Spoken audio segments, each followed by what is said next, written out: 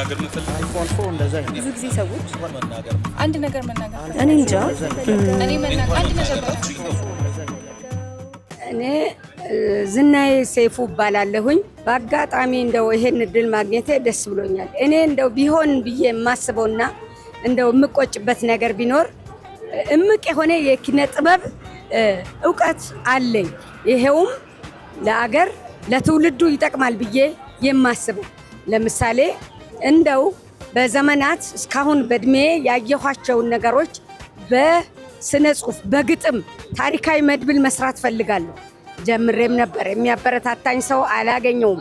ኑሮ በጎዳና የሚል አንድ ጽሁፍ ጀምሬ በርች የሚለኝ ሰው አጥቼ ሰዎች ለምንድን ነው ጎዳና የሚወጡት? ጎዳና የሚወጡት ለምንድን ነው? በፋሚሊ ባክግራውንዳቸው ምንድን ነው? ጎዳና ያወጣቸው ምንድን ነው የሚለውን እሱ ላይ ለመስራት ጀምሬ የሚያበረታታኝ አላገኘውም። በተረፈው ደግሞ በርካታ የኪነ ጥበብ ስራዎችን ለመስራት አስባለሁ። አገራዊ ጉዳዮችን በኪነ ጥበብ ቋንቋ መግለጽ ፈልጋለሁ። ስፔሻሊ በጀንደር ላይ ጥሩ የሆነ በሴቶች ኢምፓወርድ የሚሆኑበትን ዘመናዊ ሴቶች ከነባራዊ ሴቶች ጋር እያወዳደርኩ ስነ ጽሁፍ መስራት ፈልጋለሁ። ማብቃት ፈልጋለሁ። ግን የሚረዳኝና የሚያበቃኝ አላገኘውም። ኢቭን አሁን እስካለሁበት እኔ በእድሜ አሁን ከ60ዎቹ ውስጥ ነው ያለሁት። እስካሁን ያየሁትን የኢትዮጵያን ታሪክ ጥሩንም ያሳለፍኩትን ያየሁትን እየሆነ ያለውን ጥሩን ነገር በታሪክ መድብል ውስጥ መስራት ፈልጋለሁ። ለትውልዱ መዘገብ ፈልጋለሁ። ግን የሚያበረታታኝ አውቆም ደግሞ የሚጠቀምብኝ ዜጋ አላገኘውምና ይህ ቢሆንልኝ ደስ ይለኛል። እሺ ፍቅር እባላለሁ። ድሉን የሰጠንን ቻናል ዋንን እያመሰገንኩኝ ሌሎች ማመስገን የምፈልጋቸው በህይወቴ ውስጥ መልካምና ጥሩ ነገር ያደረጉ ሰዎችን ቤተሰቦቼን፣ መምህራኖቼን፣ የሃይማኖት አባትን፣ ሀገሬን ሁሉ አመሰግናለሁ። እናንተንም በጣም ከልቤ ወዳችኋለሁ። ቻናሏንም ይህን እድል ስለሰጠኝ አመሰግናለሁ። እሺ ሰላም ቤተሰብ፣ በሀገር ውስጥም በውጭም የምትኖሩ ውድ ቤተሰቦች እንዴት ናችሁ? እኔ ያው እንግዲህ ስለ አዲስ አበባ መግለጽ ስለፈለኩ ነው። እኔ ወደ አዲስ አበባ ከመጣሁ ከጎንደር 6ኛ ዓመት ሆነኝ። ሰርቼ ለመቀየር ራሴን ቀይሬ ልጆችን ለመቀየር ቤተሰብ ለመቀየር ነበር ሀሳቤ ማለት ነው። እና የሰው ልጅ ሲወጣ ሲወርድ እኛ ባለው ሳይሆን ፈጣሪ ባለው ነው ሁሉ ነገር። ቲክቶክም ዩቲዩብም ነበረኝ፣ ያው ሸጥኩት፣ አልተሳካልኝም።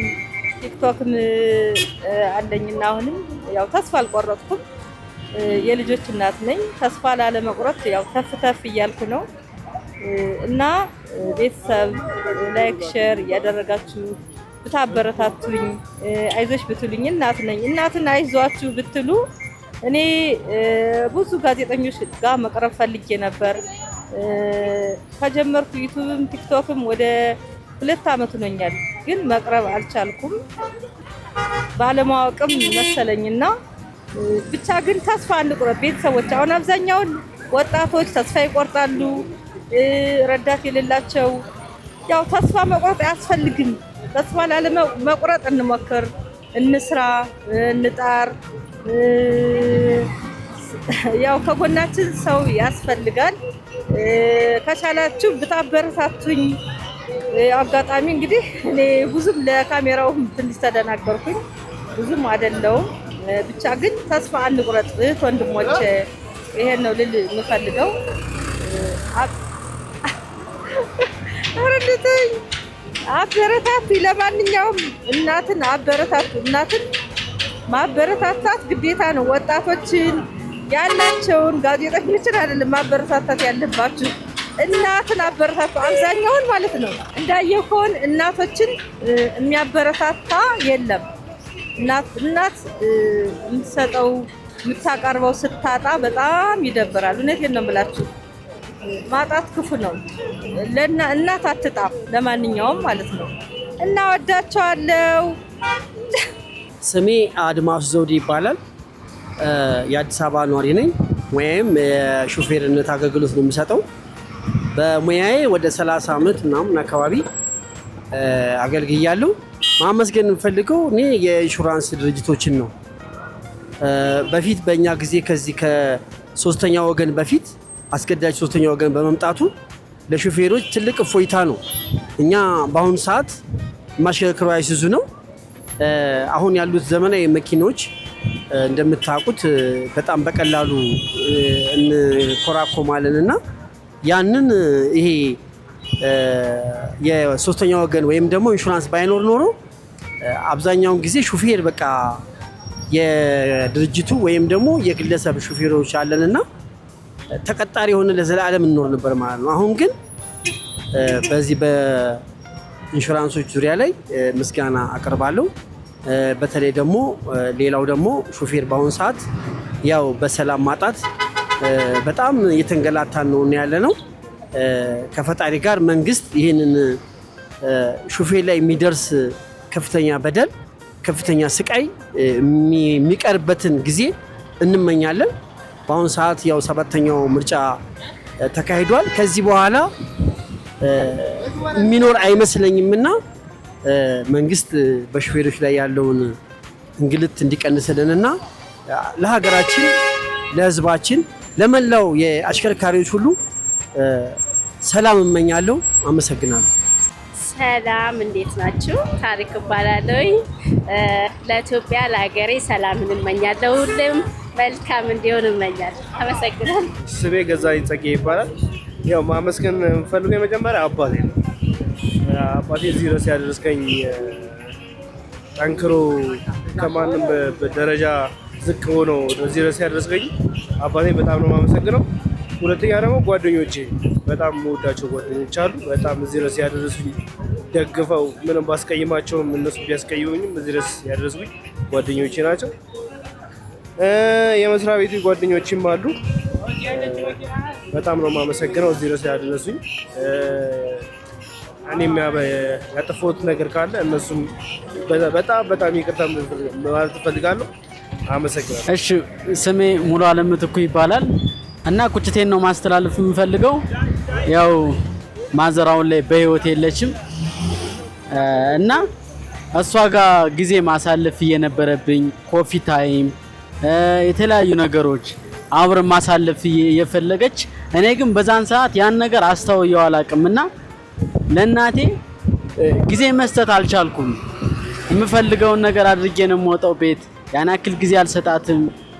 ኮፊ ታይም ምናምን ብዙ ነገሮችን እሷ እንሂድ እያለች ወክ እናድርግ እያለች ግን ያን ነገር ማድረግ አልቻልኩም እኔ እና ስቲል እስካሁን ቁጭቱ አለብኝ። ያው ስቲል በህይወት የለችም እንደነገርኳችሁ ነው እና የሰው ልጅ በጊዜው ነገሮች ማድረግ አለበት። ማድረግ ያለበትን ነገር ሳይረፍድ ነገሮችን ማድረግ አለበት።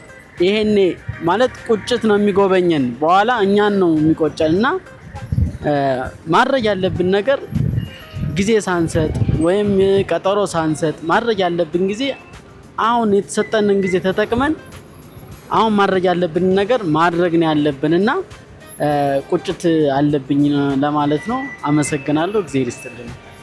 አመሰግናለሁ። በቅድሚያ ሀሳቤ እንድሰጥ ስለተጋበዝኩኝ ከልቤ የመነጨ ምስጋናን አቀርባለሁ። እንግዲህ የኔ ሀሳብ ምንድነው በጣም የሚያስደስተኝና የሚያስከፉኝ ወይም የሚቆጭ ነገሮች አሉ። በጣም የሚደሰትባቸው ነገር መንፈሳዊ ህይወት በጣም ያስደስተኛል። መጽሐፍ ማንበብ፣ አንዳንድ ግጥሞችን፣ ድርሰቶችን መጽሐፍ ያስደስተኛል። ከዛ ውጭ ደግሞ የሚያስከፉኝ ነገሮች አሉ። እነሱም ሰው ተቸግሮ ማየት እና በተጨማሪ ደግሞ የሆነ አለ አይደለ ወንድ ልጅ የሚያስከፋው ነገር አይጠፋም መቼም። እነዛ ነገር ያስከፉኛል። በህይወት የሚቆጨኝ ምንድነው ያሰብኳቸውን አላማዎችን ዳር ሳላደርስ እስካሁን መድረሴ ነው። ከዚህም በኋላ ጊዜ አለኝ ብዬ አስባለሁ።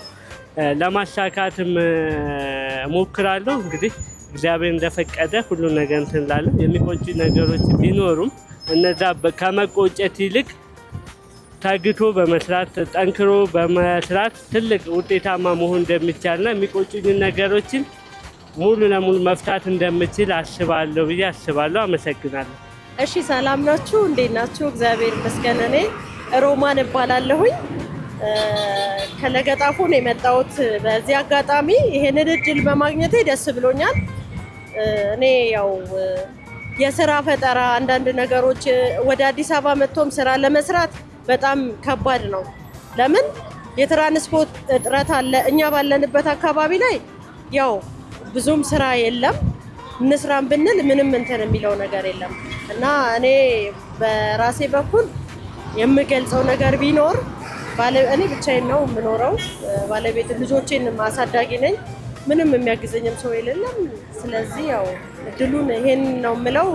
እግዚአብሔር ብሎ ፍቃዱ ሆኖ የሆነ ነገር አግኝቼ ልጆቼን ማሳደግበት ስራ ፈጠራ ቢኖር ደስ ይለኛል። አመሰግናለሁ። እኔ ማለት የምፈልገው እኔ መናገር የምፈልገው አልፎ አልፎ እንደዛ ብዙ ጊዜ ሰዎች አንድ ነገር መናገር እኔ እንጃ እኔ መናገር አንድ ነገር